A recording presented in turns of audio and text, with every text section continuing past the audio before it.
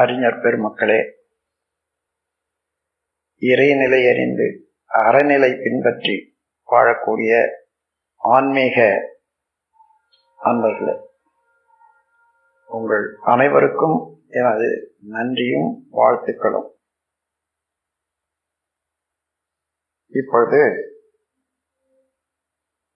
பெண்ணின் பெருமை என்ற ஒரு தலைப்பில நாம் சிந்தனை செய்ய இருக்கிறோம். பெண்ணின் பெருமை உணராதவர்கள் இல்லை, நினைந்து செயல்படாதவர்கள் தான் அதிகம். வேற ஒன்றும் தெரியாதல்ல. பெண்களை விட்டு எந்த ஆண்மகனும் தனித்து இயங்கவே இல்லை. ஒரு உண்மையை உணர்ந்து கொண்டா, உலகத்துல சனத்தொகையில பாதி பேர் பெண்கள், பாதி பெண்கள் பாதி ஆண்கள்னு வச்சுங்க. அந்த பாதி ஆண்கள் பெண்களால பெற்றெடுக்கப்பட்டவர்கள் தான். அப்ப எப்படி பிரித்து பேசுவது, பெண்கள் வேறு ஆண்கள் வேறு என்று?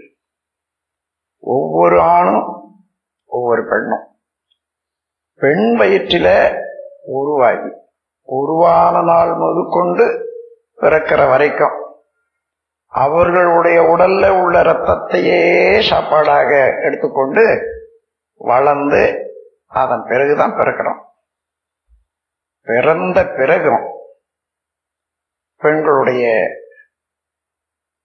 இரத்தம்தான் பாலாக மாறி அந்த பாலை குடிச்சு எல்லாரும் வளரும். இறைநிலையானது எத்தகைய ஆற்றலை பெண்ணினத்துக்கு அளித்திருக்கிறது என்று பாருங்க. இந்த பிரபஞ்சத்தையே உருவாக்கக்கூடிய எல்லா பொருளும் எல்லா இயக்கமும் இறைநிலையில இருந்துதான் வருகிறது. ஆனா உயிர்களை தோற்றுவிக்கக்கூடிய பராமரிக்கக்கூடிய ஒரு பொறுப்பை பெண்ணினத்தாண்ட ஒப்பிச்சுட்டு இருக்கிறாங்க அதே இறைநிலையான. அப்போ எந்த அளவுல பெண்களுக்கு மதிப்பு கொடுக்க வேண்டும், மதிப்பு கொடுத்து வாழ வேண்டும்னு பாருங்க.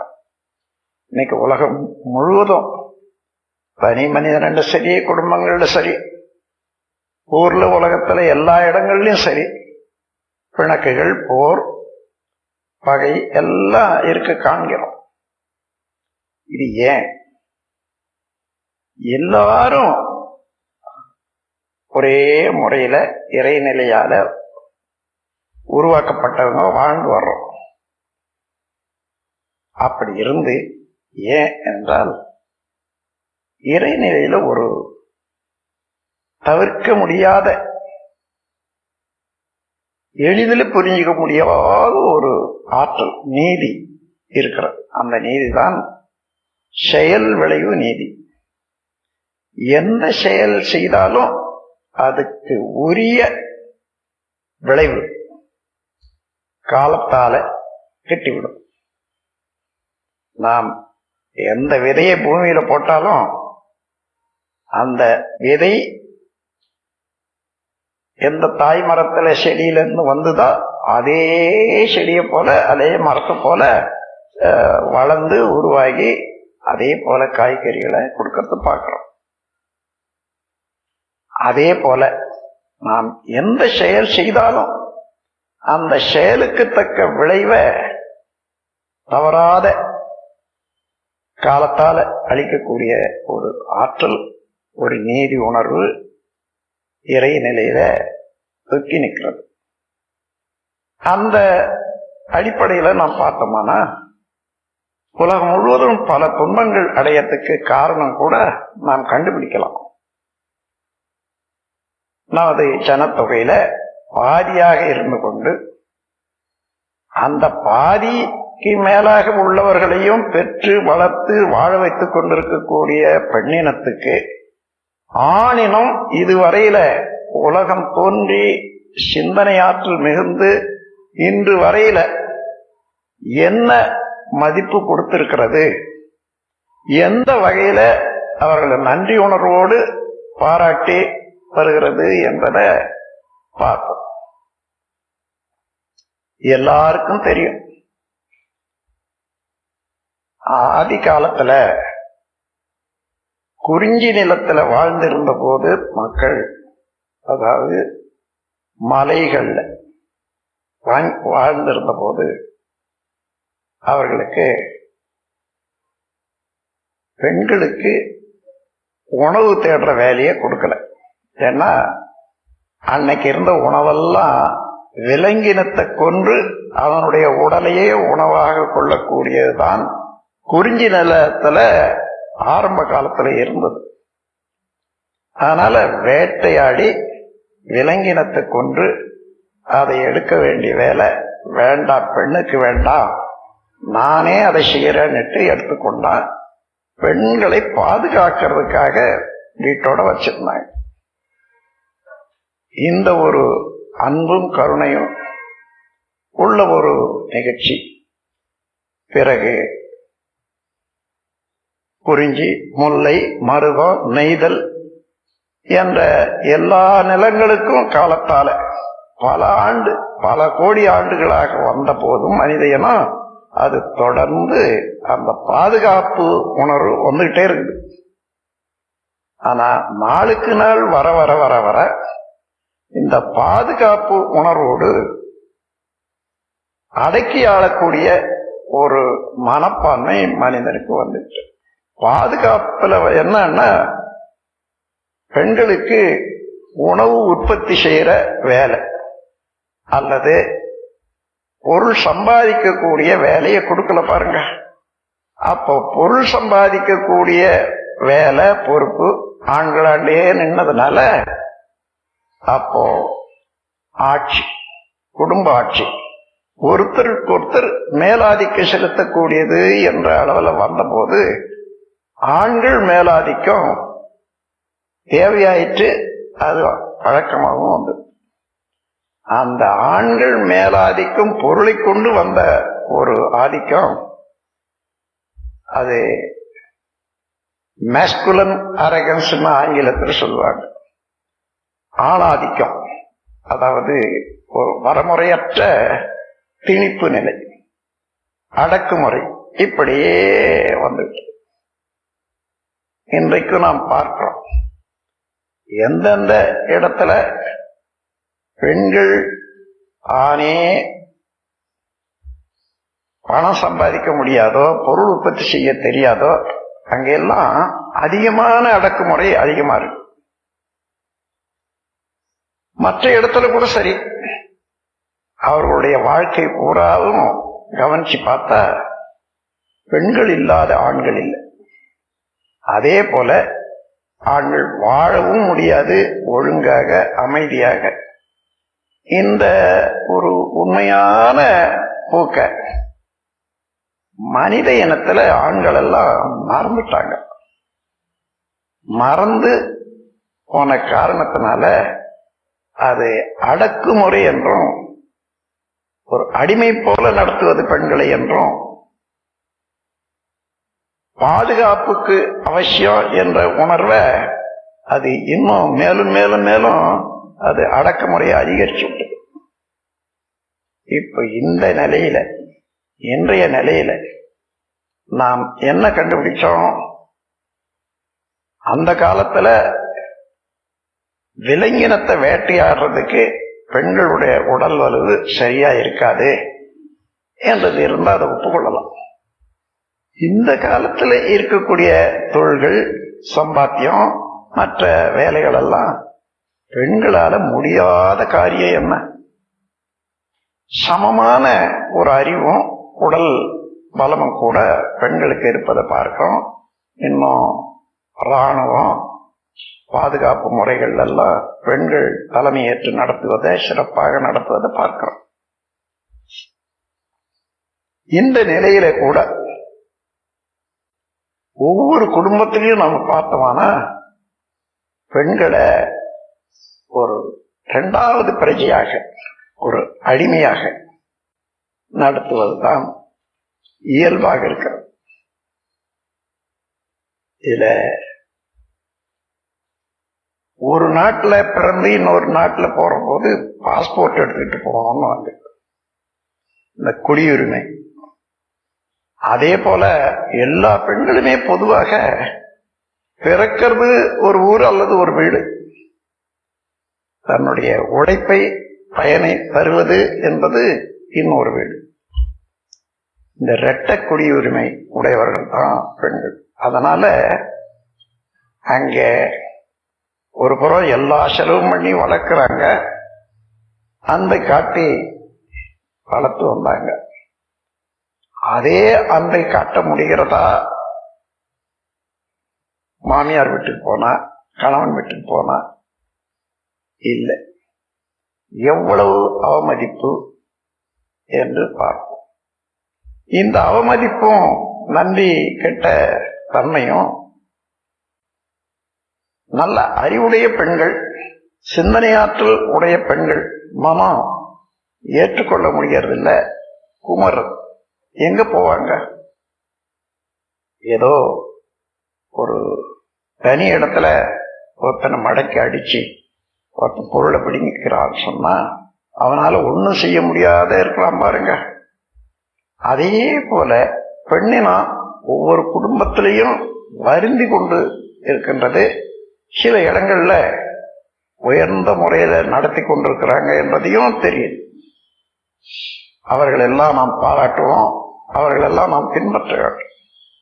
ஆனாலும் பொதுவாக இன்றைக்கு ஆண்கள் எல்லாம் பெண்களை நன்றியோடு மதித்து செயல்பட வேண்டியது காலம் வந்தாச்சு.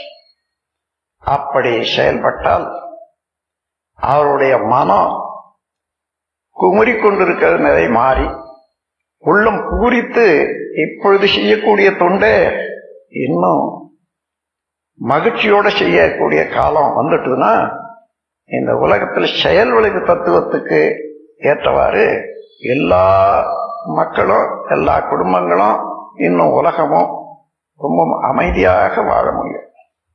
ஒவ்வொருவரும் குடும்பத்துல ஒரு பெண்ணை அவமதிப்பாக, ஒரு வேலைக்காரியாக, வாழ்க்கை சுதந்திரத்தை பறிக்கக்கூடிய முறையில வச்சிருக்காங்கன்னு சொன்னா இதை மாற்ற வேண்டும். ஒரு உதாரணத்தை சொல்றேன். ஒரு குடும்பத்துல ஒரு பெண்ணை எந்த அளவுக்கு பெற்றவர்கள் வளர்க்கிறாங்க, அன்போடு மதிப்போடு, அந்த பெண்ணை காலத்தால நம்ம சமுதாயத்தினுடைய நீதியை பொறுப்பும் இறை நீதியை பொறுப்பும் இன்னொரு குடும்பத்துல தான் வாழக்கூடியவர்கள் என்றதை ஒப்புக்கொள்ளும். அதற்காக திருமணம் ஏற்படும். திருமணத்துல என்ன செய்யறாங்கன்னு பாருங்க. ஒரு பையனுக்கு அந்த பெண்ணை கொடுத்து தத்தம் பண்றாங்க. தத்தம் பண்றதுன்னு சொன்னா ஒரேடியா இந்தா நீ எடுத்துட்டு தொலை, இந்த பொருளை பற்றி எனக்கு எந்த விதமான உரிமையும் கிடையாது, உனக்கே எல்லா உரிமையும் கொடுத்துட்டேன், இவன் திருப்பி வாங்கவும் முடியாது என்ற அளவுல உள்ளத்தான் தத்தம். மணவினை நிகழும் போது மகள் தன்னை பெற்றோர் நின்று கணவனொருவனுக்கு கையினில் நீரை வார்த்து பணமதை ஈந்தோ பெற்றோ பலர்க்கான தத்தம் செய்வார். குணமெனும் நிறை கண்டோரும் இது கொடுமை அன்றி அண்ணவில்லை. இதை நான் அதிகமாக எக்ஸாகரேஷன் சொல்லுவாங்களே, அந்த மாதிரி அதிகமாக தூற்றி சொல்லவில்லை, உண்மையை உணர்ந்துதான் சொல்றேன். தட்டுமுட்டு சாமான்களாக இருந்தால், அதாவது அறிவு இல்லாத உயிர் இல்லாத ஒரு பொருளா இருந்தா இன்னொருத்தர் கொட்டு விடலாம், தத்தம் பண்ணலாம். வினைப்பதிவோடு உலகத்துல வாழ வந்தவர்கள் தன்னுடைய ஆன்மாவை இறைவனோட இணைத்துக் கொள்ளக்கூடிய அளவுக்கு பொறுப்புடையவர்கள் ஒவ்வொருவரும். அதுல பெண்கள் தனியாக பிரிக்க முடியாது. அத்தகையவர்கள் திருமணத்தின் போது பெற்றவர்களாக ஒரு பையனிடத்துல ஒரு ஆள் நடத்துல தத்தம் பண்ணி கொடுத்துடுறாங்கன்னா எவ்வளவு கொடுமையான நிகழ்ச்சி பாருங்க. குணமெனும் நிலை கண்டோரும் இது கொடுமை என்று எண்ணவில்லை. இதுவரையில இது பெரிய கொடுமையான நிகழ்ச்சி என்று யாருமே எண்ணவில்லை. இல்ல சிந்தனை ஆற்றல் இல்லையா, அறிவு இல்லையா, அறிவில்லாத காலத்துல வாழறோமா, எதுக்காக இந்த கொடுமை செய்யணும்? கவனிச்சு பாருங்க. முடிந்தா இனிமே உங்க குடும்பத்துல நடக்க போற நிகழ்ச்சிகள்ல உங்க குழந்தைகளை தத்தம் பண்றது முடியாது, நான் அப்படி செய்ய மாட்டேன், நீ கூட்டிக் கொண்டு போ, நல்ல மாதிரி வாழுங்க என்று வாழ்த்தி அனுப்புங்க. அதுபோல பல நிகழ்ச்சிகள் பெண்கள் செய்யக்கூடாது என்று உடலினுடைய தன்மையை பொறுத்து சில காரியங்களுக்கு நாம் அவர்களை விலக்கி வைக்கலாம், அவங்க சௌகரியத்துக்காக வேண்டி. ஆனால் பெண்ணினம் என்பதற்காக அலட்சியப்படுத்தி விலக்கி வைக்கிற சமுதாயம் இனிமே நமக்கு மாறித்தான் ஆக வேண்டும். இன்னும் பெண்ணின் பெருமையை பற்றி சொல்லணும்னு சொன்னா, இறையாற்றலானது இந்த பிரபஞ்சத்தையே உற்பத்தி செய்து எல்லாவற்றையும் ஒழுங்காக நடத்தி வைக்கக்கூடிய ஆற்றல் இருந்த போதிலும் கூட உயிர்களை தோற்றுவிக்கக்கூடிய ஒரு பெருமையும் வல்லமையும் பெண்களிடத்துலதான் இறைவன் ஒப்பிச்சுட்டான். இறைநிலையானது பெண் என்ற வடிவத்தில்தான் இந்த பொறுப்பை ஒப்பிக்கப்பட்டிருக்கிறது என்று சொன்னா, அப்ப இறைவனுக்கு இறைநிலைக்கு அடுத்தபடியாக நாம் பாராட்டக்கூடியது போற்றக்கூடியது பெண்ணினம்தான் என்பது தெரியுது இல்லையா? அதற்கு முரண்பாடாக ஆண்கள் நடந்து கொள்வது சரியல்ல. இதை ஆண்களும் உணர வேண்டும், பெண்களும் உணர வேண்டும். நண்பர்களே, இனி வருங்காலத்துல இந்த பெண்ணினத்துக்கு எந்த அளவுக்கு மதிப்பு கொடுக்கிறோமோ அந்த மதிப்பின் அளவுக்குத்தான் ஒரு மனிதனுடைய வாழ்க்கை வளம் பெறும், குடும்பம் நலம் பெறும். உதாரணமாக ஒரு பெண் கர்ப்பமாக இருக்கிறாங்கன்னு வச்சுக்கோங்க. அந்த கர்ப்ப காலத்துல அவர் மனநிலை எப்படி எப்படி இருக்கிறதோ, எந்தெந்த செயல்கள்ல எந்தெந்த பொறுப்புணர்ச்சியில அவர்கள் பாராட்டப்படுகிறார்களோ அல்லது நிந்திக்கப்படுகிறார்களோ அவையெல்லாம் அந்த கருவிலையும் பதியும். அந்த பெண்ணுக்கு ஏற்படக்கூடிய எண்ணங்கள் எல்லாம், வருத்தம் எல்லாம், மகிழ்ச்சி எல்லாம் அந்த கருவிலையுமா பதியும். ஏன்னா ஒரு பெண் என்றால் கருமையத்துடைய பெண். கருமையம் என்பது எத்தனையோ காலமாக மரபு வழியே வந்த எல்லா செயல்களையும் சுருக்கி இருப்பாக வைத்திருக்கக்கூடிய கருமையம். அதே கருமையத்தில இருந்து இன்னொரு கருமையம் உண்டாயிப்போச்சு. அந்த கருமையம் அவ்வளவு வாங்கி கொண்டே இருக்கிறது, இருப்பதையும் டிரான்ஸ்பர் பண்ணிக்குது, எடுத்து காப்பி பண்ணிக்குது. அதோட நடக்கிறதெல்லாம் அங்கே காப்பியா. இதை சோதனை போடுறதுக்காக சில குழந்தைகளை, அதாவது பெண்மணிகள் 7 மாதம் கர்ப்பத்துக்கு பின்னால டேப் போட்டு 1 மணி நேரம் பாட வச்சு அவர்களை கேட்டுக்கிட்டே இருக்க சொல்றது. சில சமயம் கேட்டுட்டு இருப்பாங்க, சில சமயம் தூங்கிடுவாங்க. குழந்தை பிறந்த பிறகு அந்த டேப் எடுத்து போட்டோம்னா எவ்வளவு அழையா இருந்தாலும் சரி உடனே நின்னுடும். அந்த குழந்தை அந்த டேப்ல வரக்கூடிய சத்தத்தையே பார்த்துக்கிட்டு அப்படியே இருக்கும். இத சென்னையிலையும் நாம் அதை டெஸ்ட் பண்ணி பார்த்திருக்கோம்.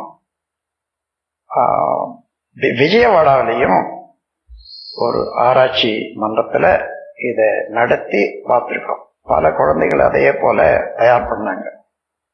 அந்த குழந்தைகள் எல்லாம் தெளிவாக இருக்காங்க, நல்லா இருக்காங்க. திருவாளர் ராஜு அவர்கள் அந்த ஆராய்ச்சியை நான் அதை வெளிப்படுத்தல இருந்து அதை ஆராய்ச்சியாகவே நடத்தி அவர் பார்த்தார்.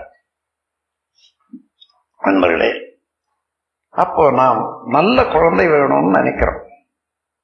நல்ல குழந்தை எப்படி உண்டாகுது? ஆண் பெண் 2 பேருடைய தொடராகத்தானே வருகிறது குழந்தை.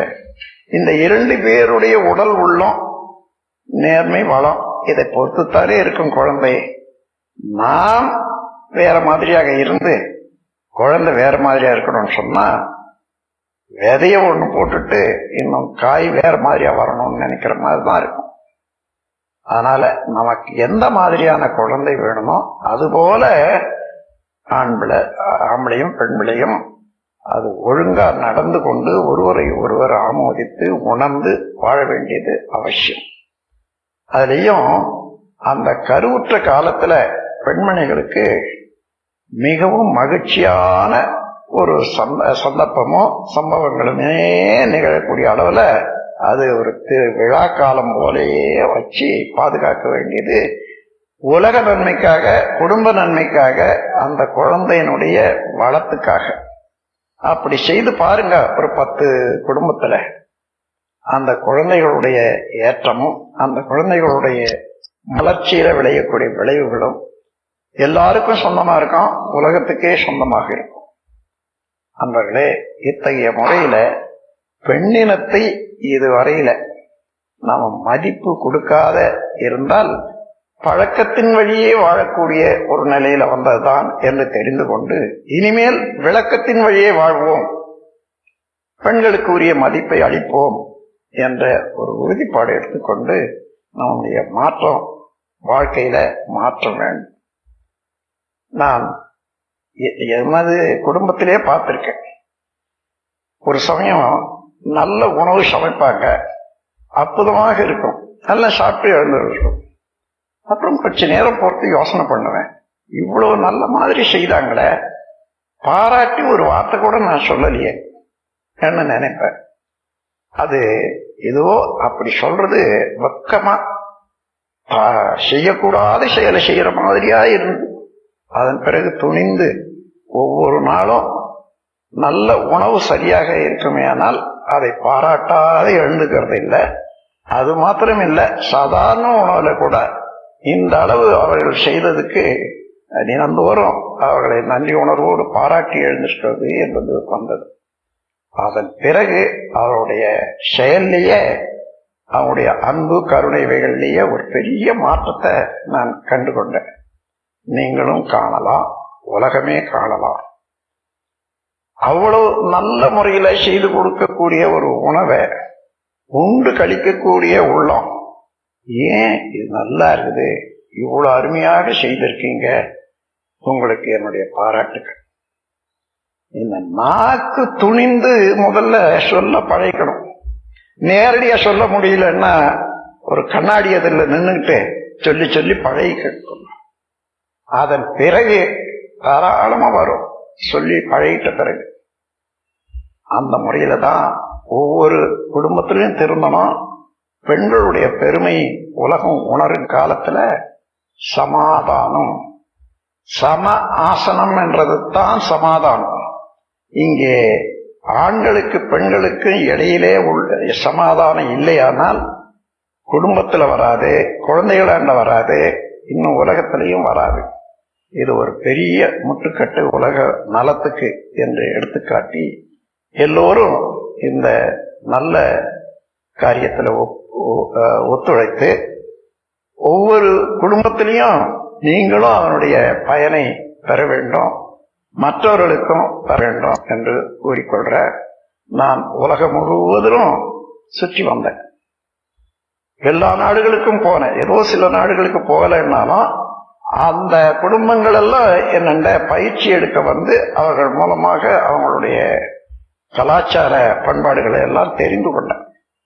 அப்படி பார்க்கிற போது உலகம் முழுவதும் மதர்ஸ் டே என்று கொண்டாடுறாங்க, ஃபாதர்ஸ் டே அதாவது அப்பாவுடைய நாள் என்று கொண்டாடுறாங்க, சில்ட்ரன்ஸ் டே குழந்தைகளுடைய நாள் என்று கொண்டாடுறாங்க. ஆனா எங்கேயுமே மனைவி நல வேட்பு என்றது கிடையவே கிடையாது. மனைவியை பாராட்டக்கூடிய நாள் உலகம் முழுதும் ஒரு இடத்துலயும் இல்லை. நான் அதனால்தான் அப்படி அந்த எண்ணம் வந்த பிறகு இந்த நாட்டுக்கு திரும்பி வந்து மனைவி நல வேட்பு என்று ஒரு விழாவே ஏற்படுத்துறேன். அது என்னுடைய மனைவி பிறந்த நாள்ல, அதாவது ஆகஸ்ட் 30 அந்த நாளை இப்போ கொண்டாடுறாங்க பல இடங்கள்லையும். அங்க இது வரைக்கும் மனைவியை பாராட்டி பழக்கமில்லாத நாக்கு அங்க படுற பாட்டை நான் பார்க்கிறேன். ஏன்னா அன்னைக்கு மனைவிக்கு ஒரு பூ செண்டு கொடுக்கணும். அந்த விழாவில் ஒவ்வொருவரும் சொல்லி கொடுக்கணும். என்ன, பிறந்த பெற்றோரை, பிறந்தகத்தை, பிறந்த வீட்டை விட்டு பிரிந்து வந்து கடமையாரம் ஆற்ற பற்றற்ற துறவி என குடும்பத்தொண்டு ஏற்று பண்பாட்டின் அடிப்படையில் என பதியாய் கொண்டேன். நற்றவத்தால் என் வாழ்க்கை துணையாகி பெண்மை நல நோக்கில் பிறருக்கும் தொண்டாற்றும் எந்தன் மனைவியை நான் மதிக்கின்றேன், வாழ்த்தி மகிழ்கின்றேன் என்று அந்த நாக்கு உருண்டு திரண்டு இந்த வார்த்தையை சொல்லுவதற்கு சிலர் பாடுபடுறாங்க. ரொம்ப வரல, இன்னும் புதுசு இல்லை, இல்லாத சொல்றது இல்லை. ஆனா சொல்லி பழகிட்ட பிறகு அன்னையிலிருந்து அவங்க வாழ்க்கையில ஒரு பெரிய மாற்றம் தான் என்று கூறி, இந்த மாற்றம் எல்லாருக்கும் நலமளிக்கட்டும், உலகுக்கும் நலமளிக்கட்டும். நம்மை பெற்றெடுத்த தாய்களாக, குடும்பத்துக்கு உதவி செய்யக்கூடிய பெண்மணிகளாக